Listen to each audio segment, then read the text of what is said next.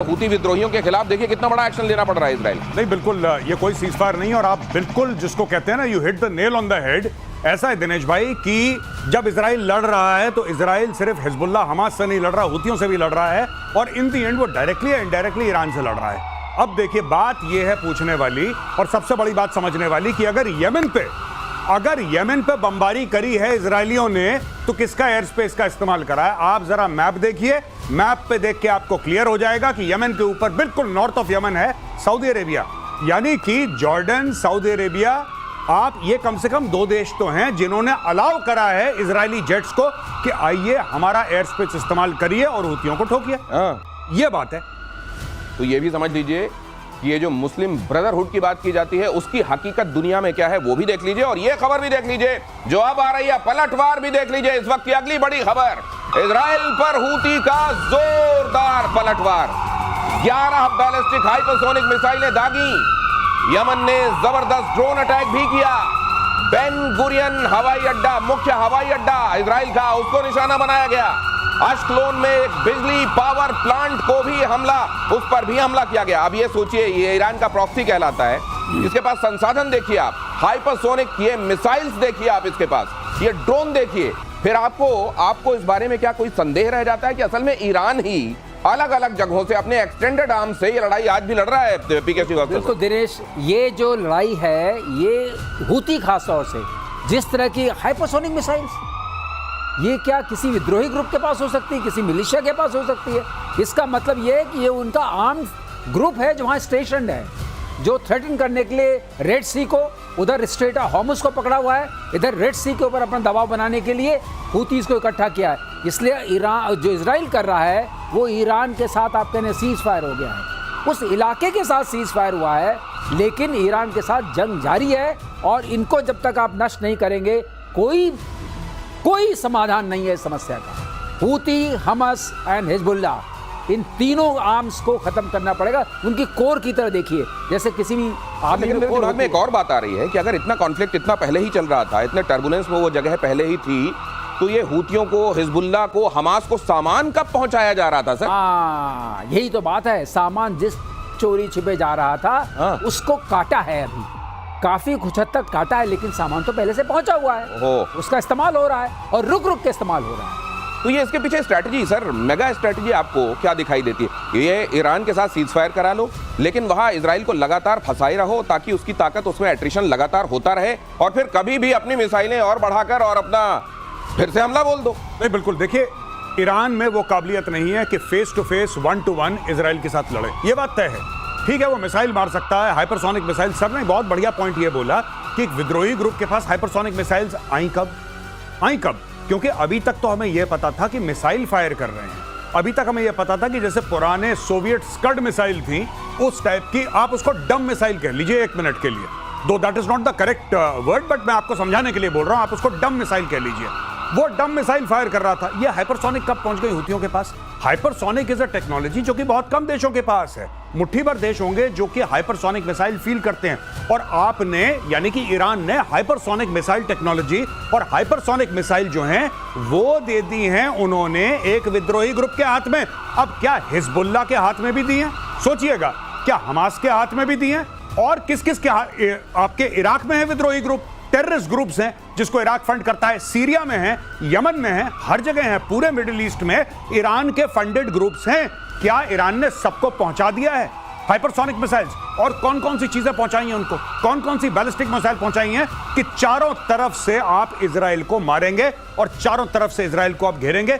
ये क्या माजरा है, ये समझने वाली बात। दिनेश, एक बात ख्याल में आती है जब गौरव ने बोला कि क्या उसने अपने असेट्स को, जो हाइपरसोनिक, जो बड़े स्ट्रॉन्ग, मतलब बड़े पावरफुल असेट्स थे, उनको पहले ही डिस्पर्स कर दिया था। डिसेंट्रलाइज करके तो नहीं रख रहा है वो, डिसेंट्रलाइज करके डिस्पर्सल ऑफ असेट्स। इसको हम बोलते हैं कि अगर वॉर में आपने अपने असेट्स को डिस्पर्स कर दिया है सर, इसीलिए मेरा दिमाग इसमें भी जाता है कि क्या यूरेनियम भी डिस्पर्स कर दिया गया है? बिल्कुल सही, तो गौरव बार-बार ये प्रश्न उठाते हैं। और दूसरी चीज sir, sorry to interrupt sir, दूसरी एक और बात है बड़ी इंपॉर्टेंट।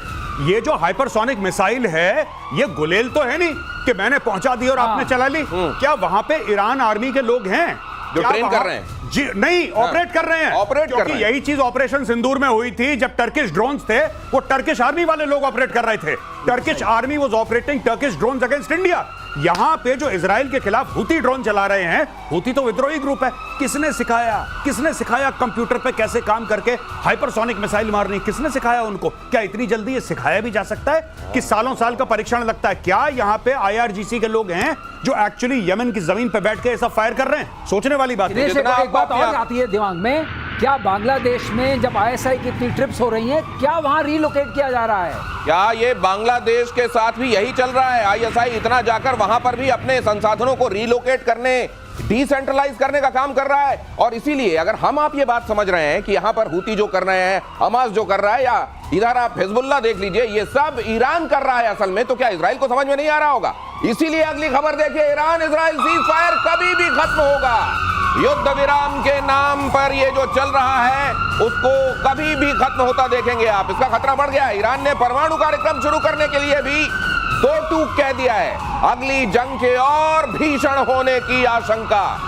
ये पहले से अब रिसोर्स डिप्राइव्ड है ईरान, मेजर गौरव आर्य। क्या अब की बार अगर ये युद्ध होता है तो पहले से और खतरनाक दुनिया जैसा अंदाजा लगा रही है, या इस बार 2-3 दिन का मामला? नहीं, मुझे ऐसा लगता है कि ईरान अब और बुरी तरीके से पीछे पड़ जाएगा एनरिचमेंट टेक्नोलॉजी के पीछे और न्यूक्लियर वेपन बनाने के पीछे। ईरान की गति में तेजी आएगी, पहली चीज। दूसरी चीज, हमें क्लियर हो जाना चाहिए कि ये cease fire is only a figment of Trump's imagination. कोई सीज फायर नहीं है, ये सब ट्रंप की झूठी बातें, चूरन बेच रहा है सबको। और तीसरी सबसे महत्वपूर्ण बात, ये लड़ाई दोबारा होगी क्योंकि बेंजामिन नेतन्याहू को यह पता है कि जब तक इनकी पूरी ऊपर वाली जो एशेलॉन है ये जिंदा हैं, और जब तक न्यूक्लियर टेक्नोलॉजी इनके पास है, जब तक बैलिस्टिक मिसाइल हैं, इजराइल चैन की नींद नहीं सो सकता। और ईरान की रजीम को यह बात भली भांति उससे परिचित है कि अगर उनके पास न्यूक्लियर वेपन नहीं हुए, ये रजीम नहीं बचेगी। ये लड़ाई एग्जिस्टेंशियल है, दोनों अपने वजूद की लड़ाई लड़ रहे हैं। ये सिर्फ इसलिए नहीं कि तुम इजराइल, मैं ईरान एक दूसरे को ठोकते हैं, ना, ये वजूद की लड़ाई है, इसका फुल एंड फाइनल होना है। ये वजूद की लड़ाई है, और अगर इसका फुल एंड फाइनल होना है तो आप जानते हैं कि जब इस तरह अस्तित्व की लड़ाई, अस्तित्व बचाने की लड़ाई होती है तो फिर कुछ देखा नहीं जाता, और ये पूरी दुनिया को खतरे में डालता है। इसी का डर है। अगली खबर देखिए जरा, 5वीं पीढ़ी का स्टेल्थ फाइटर जेट बनाएगा ईरान का दावा। काहेर 313 के 5th जनरेशन पर काम शुरू।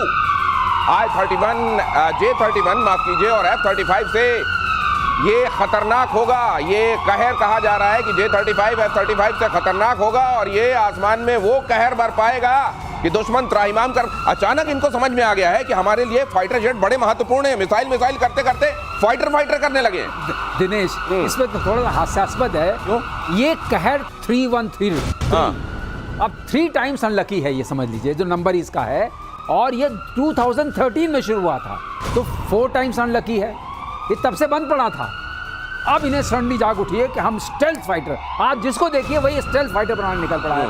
जैसे कि टेक्नोलॉजी स्टेल्थ फाइटर की सड़कों पे मिल रही है। लेकिन आप कई बार ऐसी बातें बताते हैं जो मेरे जैसे लेमैन को भी बड़ी महत्वपूर्ण जानकारी। आपने एक बात मेरे को बताई थी कि बना लो स्टेल्थ, VHF वाला रेडार तो पकड़ लेगा। वो रेडार जो जनरली आप चलाते हैं उसमें नहीं होता वो बैंड, लेकिन वो वाला VHF वाला लाएंगे तो पकड़ लेगा। फिर इनके स्टेल्थ क्या करेंगे? स्टेल्थ ये एक है ना, माहौल बनाए रखिए, माहौल स्टेल्थ। हाँ। हम इतने हैं, कहर बनाएंगे। अरे कहर बनाओगे, पहले अपने कहर को बचाओ। अच्छा सर, ये पाकिस्तान वाला एक और रिजेंबलेंस, हम अक्सर बात करते हैं ईरान और वहां वाली, एक और खतरनाक नाम कहर जी, और कह रहे हैं वो 5 कितने सालों से बन ही रहा है जी। लेकिन एक और मैं आपको बात बताता हूं, हाल ही में जो चाइना के एक्सटर्नल अफेयर्स मिनिस्टर हैं, उनका एक बयान है कि हम ये नहीं चाहते कि रशिया और यूक्रेन की लड़ाई में रशिया हारे। उसका कारण है, देखिए, इसका सब कनेक्टेड है। पूरा फोकस चीन में हो जाएगा। वो कहते हैं पूरा फोकस चाइना में हो जाएगा। तो जिस तरीके से ईरान इस्तेमाल करता है हूथियों को, हमास को, हिजबुल्लाह को, उसी तरीके से चाइना इस्तेमाल करता है नॉर्थ कोरिया को, पाकिस्तान को, ईरान को। यानी कि जिस तरीके से हमास ईरान की प्रॉक्सी है, उसी प्रकार से ईरान जो है वो चाइना की प्रॉक्सी है। आपको एक बात यह समझनी पड़ेगी, चाइना की प्रॉक्सी है सर। और चाइना हथियार देगा क्योंकि चाइना यह चाहता है कि ये वहां पे आग लगाए रखे मिडिल ईस्ट में। तेल के प्राइसेस को चाइना कंट्रोल कर सकता है, पहली चीज। दूसरी चीज, अमेरिका वहां पे फंसा पड़ा रहेगा बिकॉज ऑफ इजराइल। और तीसरी बड़ी बात, चाइना को यह स्पेस देगा कि चाइना अपने आप ग्रो करे और अपनी मिलिट्री कैपेबिलिटी को और सॉलिडिफाई करे। ये जिस तरह का एनालिसिस आपको यहां सुनने को मिलता है, मेरा दावा है कि एनालिसिस और इस तरीके का थ्रेडबेयर एनालिसिस कहीं नहीं मिल सकता। लोग करते हैं ना ओरिजिनल और डुप्लीकेट की बातें, अब आप समझ लीजिए ओरिजिनल कहां है। अगली खबर देखिए, इजराइल में ईरानी जासूसी नेटवर्क का खुलासा, 30 लोगों को जासूसी के आरोप में किया गया गिरफ्तार। टेलीग्राम ऐप के जरिए लोगों को फंसाया गया, पोस्टर लगाने, सरकार के खिलाफ लिखने के टास्क दिए गए। ये मतलब एजेंडा वाली लड़ाई भी जम के लड़ रहे थे जी। लेकिन दिक्कत यह है कि ना उधर कुछ कर पाए हैं ज्यादा, ना इधर कुछ पर कर पाए हैं ज्यादा। नहीं देखिए, कभी आपने ये देखा कि इजराइल में 30-50 गद्दार मिले? नहीं, आपको कभी रिपोर्ट आई है? ये यहाँ जेसीबी से लटका रहे हैं अब लोगों को।